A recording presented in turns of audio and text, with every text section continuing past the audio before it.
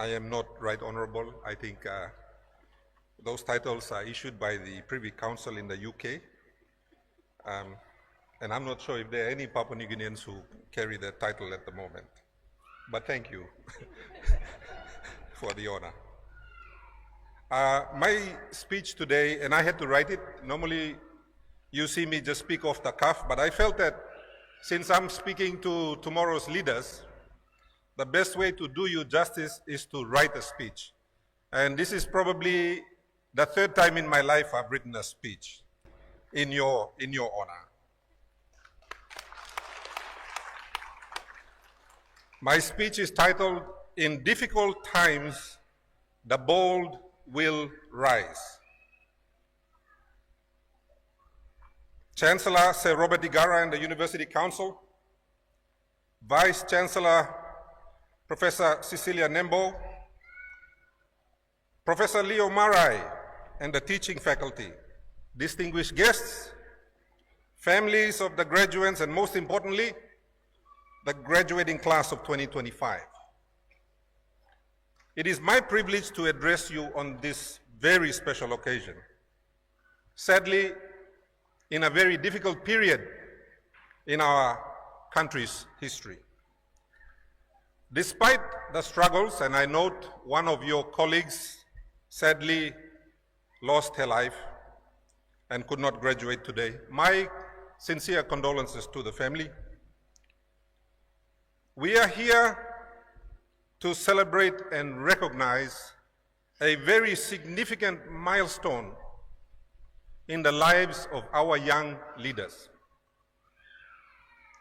When Chancellor Igara called me up at the last minute, as he said, I thought to myself, oh my goodness, I have to sit down and write something.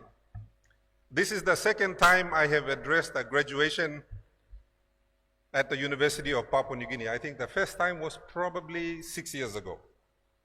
And I addressed the medical students, medical faculty.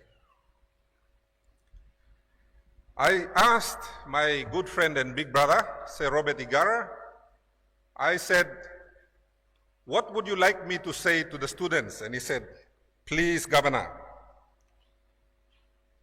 Vice Chancellor Nembo and I would like you to inspire the students. I had to stretch my head. How do we find inspiration when times are very difficult? That is my challenge. That is also your challenge. Guys who went before me, including our Prime Minister, and I acknowledge them and all the things they said. For you today, as you sit in your capes and gowns, I want to say something to you.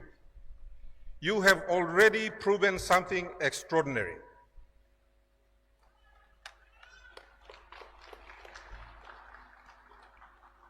You have had the audacity, the stamina, and the commitment to finish what many of your countrymen and women never even start. You are a privileged group. You are graduating in a country where crime is rampant, corruption is horrific, and economic hardship exists in every community. We have infrastructure failures. We have social challenges.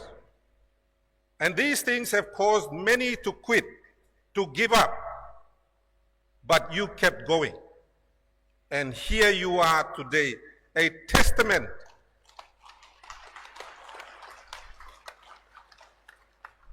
to yourselves as exemplary individuals.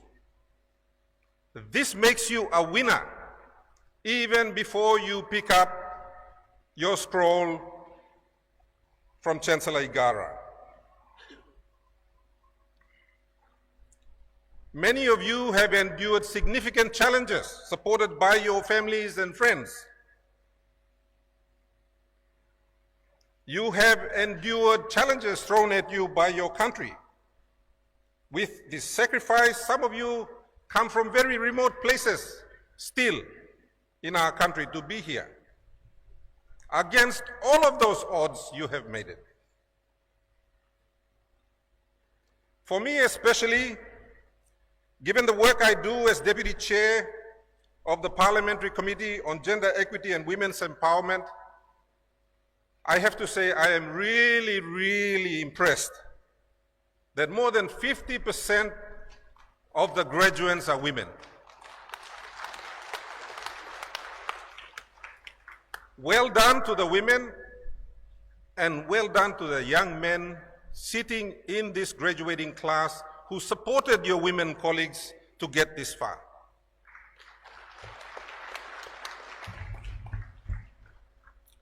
Let's get to business. You are graduating in a broken system. This is why your country needs you.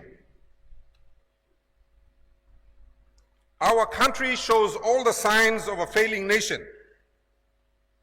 So our country is not handing you the perfect future on a silver platter that you might have been thinking of when you first started this journey. You're stepping into a world where jobs are scarce. A world where corruption and wantookism sometimes overrides merit and talent. There is deeply rooted inequality in our country still. Law and order threaten to turn our country into the Wild West, if not already. Cost of living is unbearable for many, and you know this. Our hospitals struggle for lack of medicine and decent infrastructure. Power and water supplies are running low and failing in all our towns and cities. But here is the thing. The most powerful changes in history were made by people who refused to accept that this is the way things are.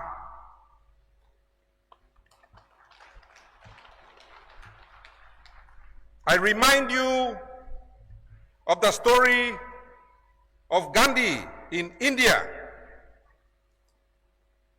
when through peaceful protest he threw out one of the greatest empires in the British out of India. Did he accept things to be the way they are? No. He fought to change it, and he did. Look at India today. Did Nelson Mandela accept apartheid? No, he didn't. He worked all his life to change it. And this happened during our lifetime. Did our forefathers, led by Grand Chief Somare, wait for colonial powers to grant freedom? No. They agitated until they got independence 50 years ago. Diamonds are forged in the harshest conditions in the earth, conditions similar to which you have endured, many of you. This country needs diamonds that are hard enough to get us out of the situation where the failures of our leaders have created. When things are hard, that's when people, PNG needs the impatient people. PNG needs the brave people to rebuild it. I know many of you are uncomfortable as you sit here waiting to graduate. Many of you are anxious about an uncertain future. This discomfort you feel is exactly what you need as fuel to drive you forward. This country needs your vigor, your youth, your intelligence, your creativity, your enthusiasm, and your optimism. Because sadly, my generation has done you injustice.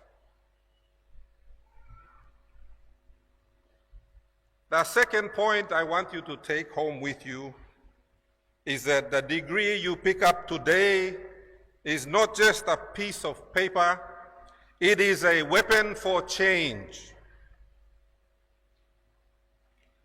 Many are already saying, what is the point of graduating when most of you will end up jobless? But you have to see what others do not. And I speak to not just this graduating class in humanities, but I want to speak to all students who are graduating in this period across the country. If you have a degree in law, for example, you can fight for justice in a country that is crying out for justice. If you have a degree in agriculture, you can help migrate our farmers and make them better.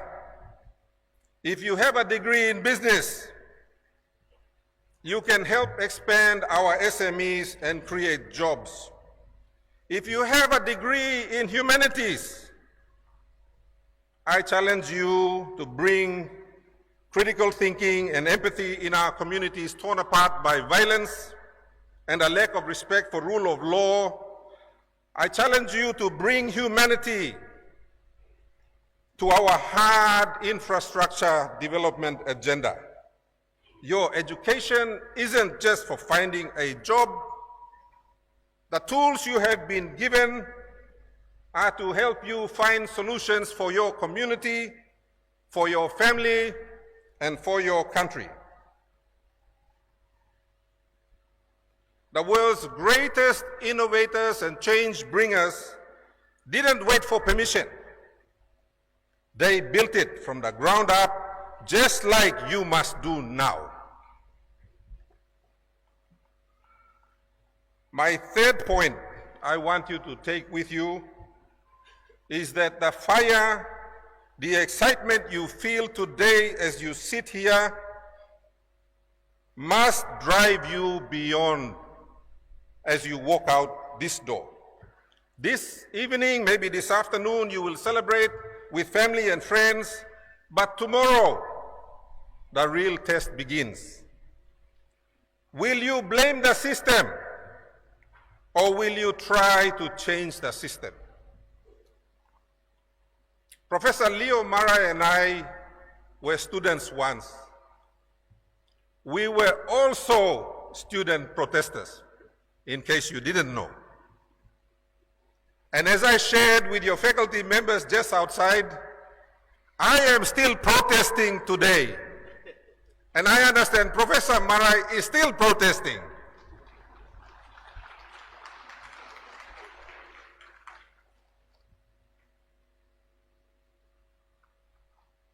Are you going to blame the system, or are you going to try to change this system?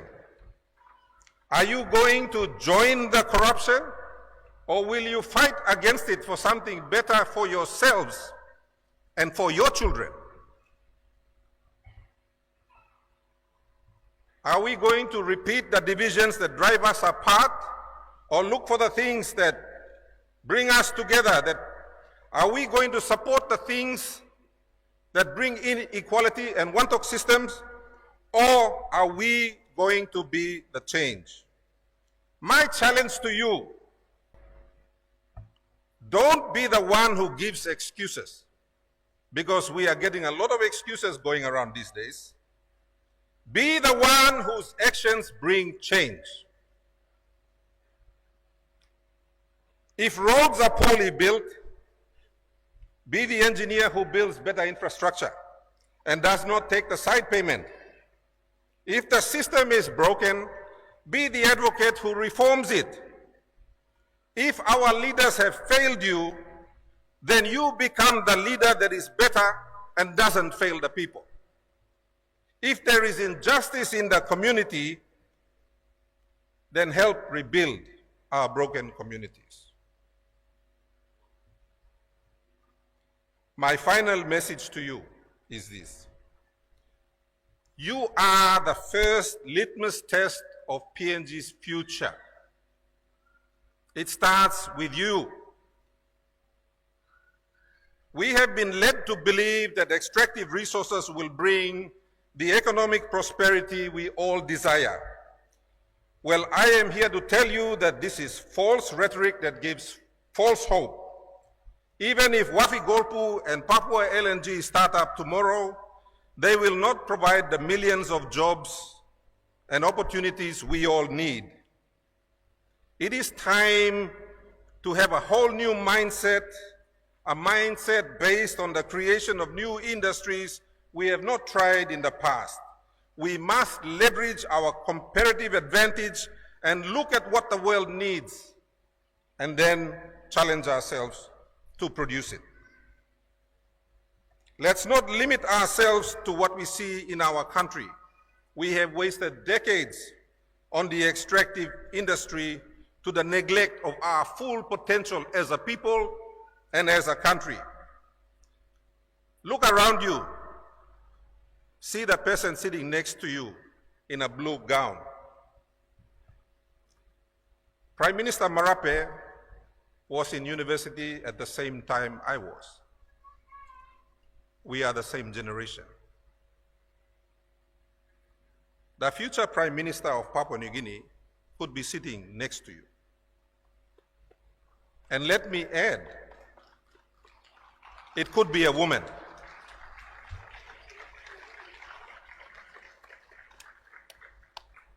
Perhaps that Prime Minister will end corruption and bring us the economic prosperity we all desire.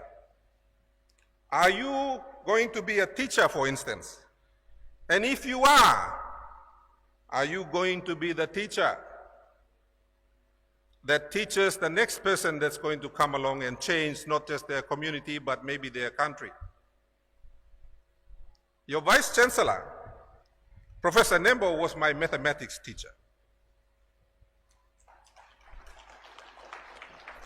Your previous Vice Chancellor, Professor Griffin, he was also my lecturer.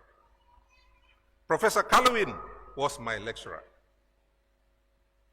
Professor Lakshmi Pillai was also my lecturer.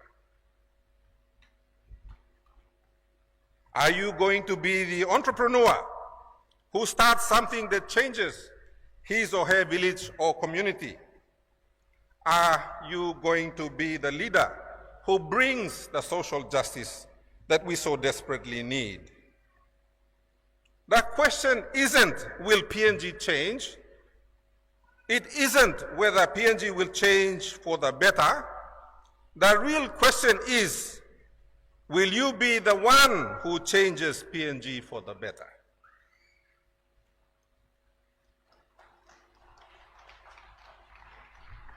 Last week, I had the privilege of sharing in the opening of a large shopping plaza in Wewak.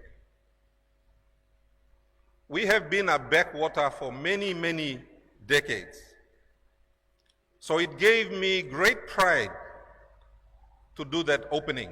On Monday, I was up in Mariama, a corner of Sepik that borders Enga province and Southern Highlands province.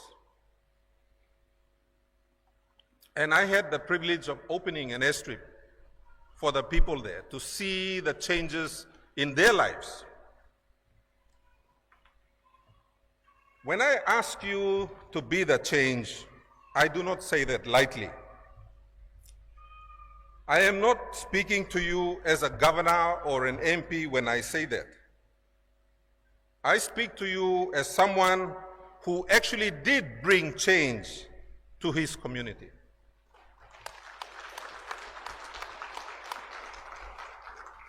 Before I became governor or governator or some of these words that people call me, the Terminator who walks into parliament, I was known as the Vanilla King.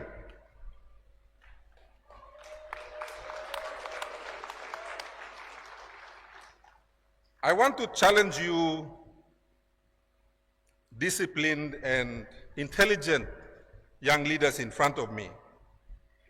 I have no agricultural qualification. I taught myself because I enjoyed doing it. Even now, I am still learning. And I say to you that without an agricultural qualification, I am still the #1 agricultural business person in this country.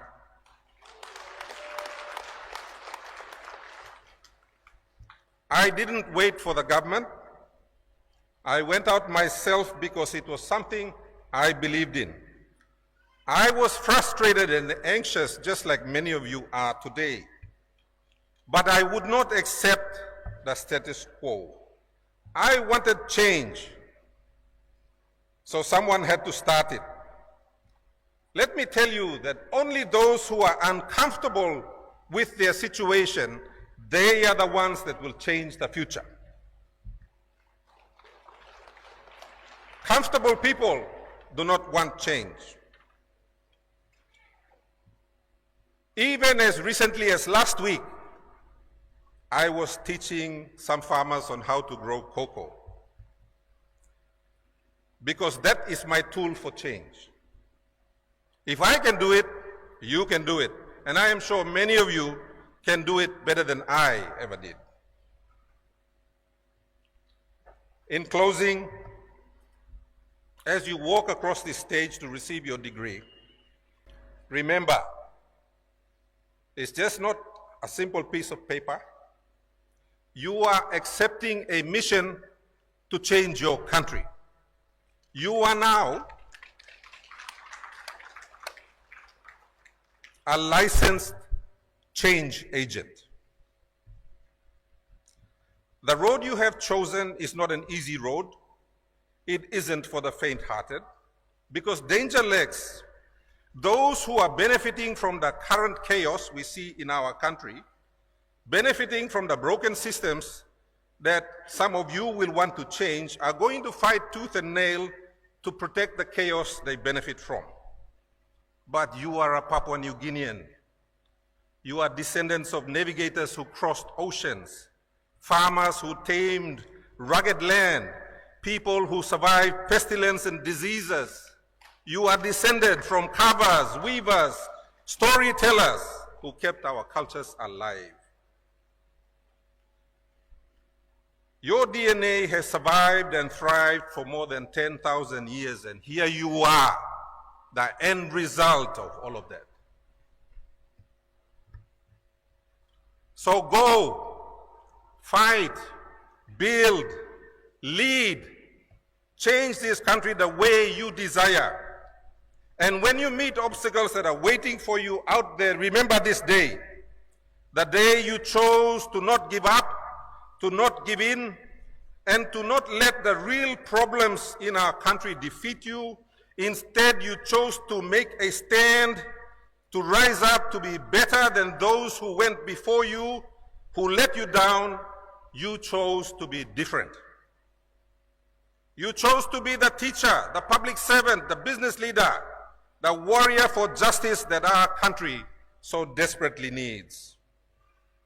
50 years ago, a small group of people with less education than all of you sitting here, they called themselves the Bully Beef Club. They too endured tough times. Did they quit? Did they say it was too hard? No. They dreamed of something better. They didn't give up. They didn't give in. They chose to fight for our future. They didn't wait for anyone. So just like your ancestors before you, I challenge you to go out to create the future that you want for yourselves, your community, and the children that you are going to bring forth. As you walk off this stage today, your country looks on you with great expectations, and we, your school, your tribe, your family, expects great things from you. Stand on the shoulders of those who went before you and achieve greater things. Do not limit yourselves to the obstacles you see in your country. This in the country or out of the country. Challenge yourselves and find them. Class of 2025, the future is not something we discover by accident. It is something we create. Now go, create your future, create our future. Congratulations and Godspeed.